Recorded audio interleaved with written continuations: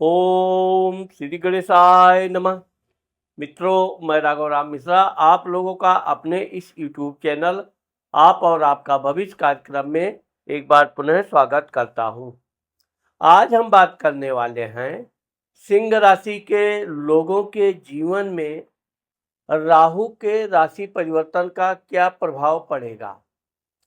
अभी राहु 18 मई 2025 को कुंभ राशि में प्रवेश कर रहा है और ये 5 दिसंबर 2026 तक कुंभ राशि में रहेगा। अब राहु की एक विशेषता ये होती है कि राहु और केतु ये दो ग्रह हमेशा उल्टे चलते हैं, हमेशा एक दूसरे के सामने ही रहते हैं। तो इस तरह से आप चूंकि सिंह राशि के मामले में राहु आपके सप्तम घर में जाएगा।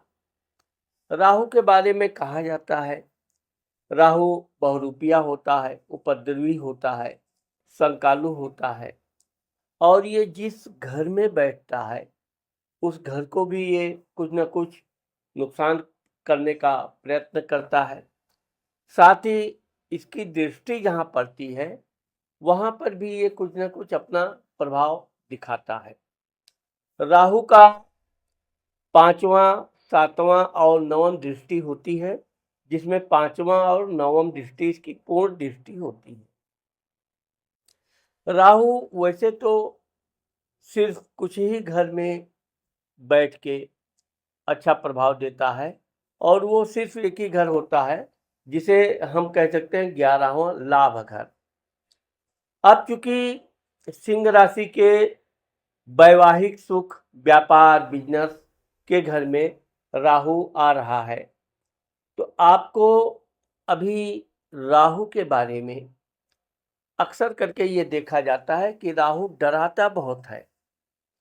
कुंडली में जब आप पंडित को, किसी ज्योतिष को, ज्ञानी को दिखाते हैं तो वो विशेषकर महिलाओं की कुंडली में, पुरुषों के भी कुंडली में राहु को अगर वो कहीं 7वें, 12वें लग्न आदि घर में देख लेते हैं तो वैवाहिक सुख के बारे में बड़ा गलत प्रेडिक्शन दे देते हैं, डराने का भी प्रयास करते हैं। वैसे तो उनकी गलती बिल्कुल नहीं है, राहु बैठ गया तो ये उपद्रव करता ही करता है।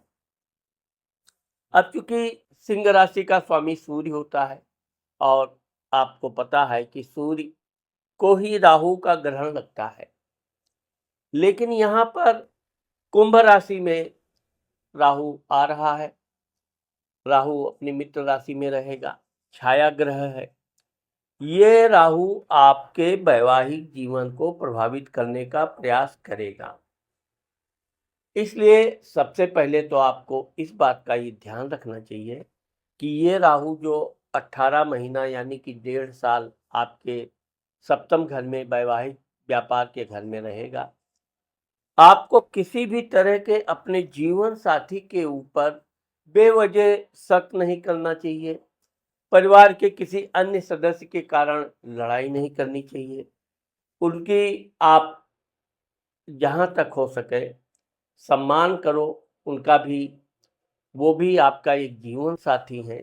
इसीलिए कहा जाता है कि जीवन साथी, आप अपने जीवन के साथी के साथ अगर किसी तरह का गलत व्यवहार करते हैं तो आप ये समझ के चलिए कि ये जो राहु है ये सामने वाले को भी उपद्रवी बनाने का प्रयत्न करता है और जब दोनों तरफ से उपद्रव की मंशा बनने लगती है वहां बिखराव होता है। आपको इस बात का ध्यान रखना चाहिए, जीवन साथी के साथ मधुर संबंध रखने चाहिए, छोटी छोटी बातों पर कदापि क्रोध नहीं करना चाहिए और जहां तक हो सके आप अपने जीवन साथी की सलाह का भी ध्यान रखिए।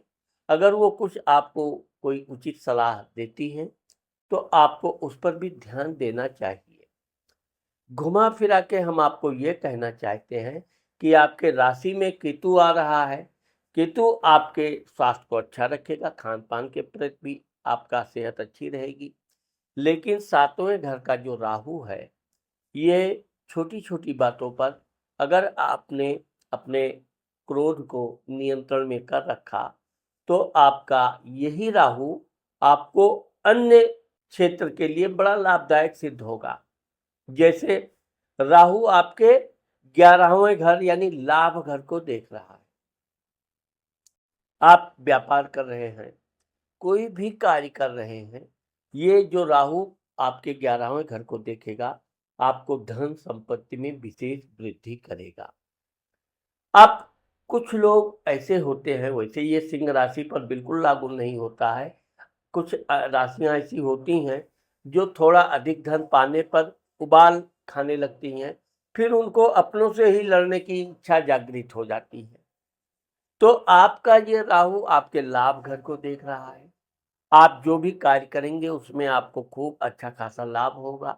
विशेषकर मैंने आपको क्या बताया कि आपको अपने जीवन साथी, क्योंकि ये आपके वैवाहिक घर में बैठा है, आपको अपने जीवन साथी के साथ किसी भी तरह का टकराव नहीं करना चाहिए। बल्कि मैं तो ये कहूँगा कि अगर वो कोई बात आपको ऐसा कह देती है, आपको नागवार भी गुजरता है, तो भी आप धैर्य का परिचय दीजिए। ये राहु आपके धैर्य की परीक्षा लेता है। अगर आप धैर्य खो दिए तो ये विद्रोह करवा देता है। ये राहु चूंकि आपके लाभ घर के अलावा आपके शरीर को भी देखता है। खान पान में थोड़ा ध्यान रखिए, बहुत गर्म चीज़ें या अपच जैसी चीज़ों का परहेज कीजिए। इससे आपका सेहत में एसिडिटी, गैस्ट्रिक आदि की समस्या आ सकती है।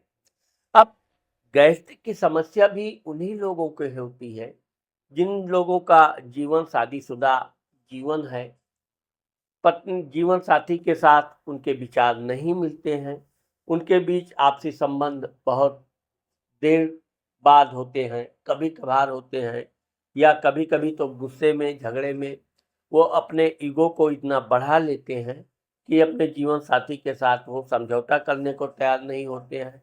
परिणाम ये होता है कि जब आप खाते हैं, खाने के बाद जो आपके शरीर में गर्मी उत्पन्न होती है, उसी से गैस बनती है और यह कई रोगों की बीमारियों का जड़ बनती है। इसलिए जहाँ तक हो सके आप अपच वाली चीज़ों के खान पान से बचें और जीवन साथी के साथ मधुर संबंध रखें। ये राहु आपके भाई बहन पराक्रम घर को देख रहा है। आपको जितना हो सके मेहनत कीजिए, मेहनत करेंगे तो आपको मेहनत का पूरा लाभ मिलेगा। राहु ऐसा है कि राहु कभी अनर्थ नहीं होने देता है कि आपने कार्य किया और आपका कार्य कोई हजम कर ले जाए। बल्कि राहु ही एक ऐसा ग्रह है कि थोड़ा करता है, ज़्यादा प्राप्त करने की कोशिश करता है और इसमें वो प्राप्त भी करता है। लेकिन आपको किसी तरह के अनैतिक कार्य, अनैतिक धन से बचना चाहिए और विशेषकर अपने भाई बहनों से जितना आप मधुर संबंध रखेंगे, उतना आपका कार्य भी अतिशीघ्र बनता रहेगा। आपका जो भी प्रयास रहेगा उसमें भी आपको सफलता मिलेगी। और जहाँ तक हो सके आप अपने भाई बहनों का कोई भी सहयोग कीजिए, लेकिन उसकी चर्चा मत कीजिए। राहु सिर्फ इसी बात का इंतजार करता है कि आदमी अपने अहंकार में आके कुछ ऐसा बोल दे कि उससे विवाद पैदा हो जाए। विशेषकर आपको अपने भाइयों के मामले में सावधान रहना चाहिए। आप अपने भाइयों की सहायता करते हैं, साथ साथ रहते हैं, खुशी की बात है। लेकिन यह है किसी अन्य व्यक्ति से, क्योंकि अन्य व्यक्ति आपके घर में लड़ाई कराने की कोशिश करेंगे, ये राहु के प्रभाव से।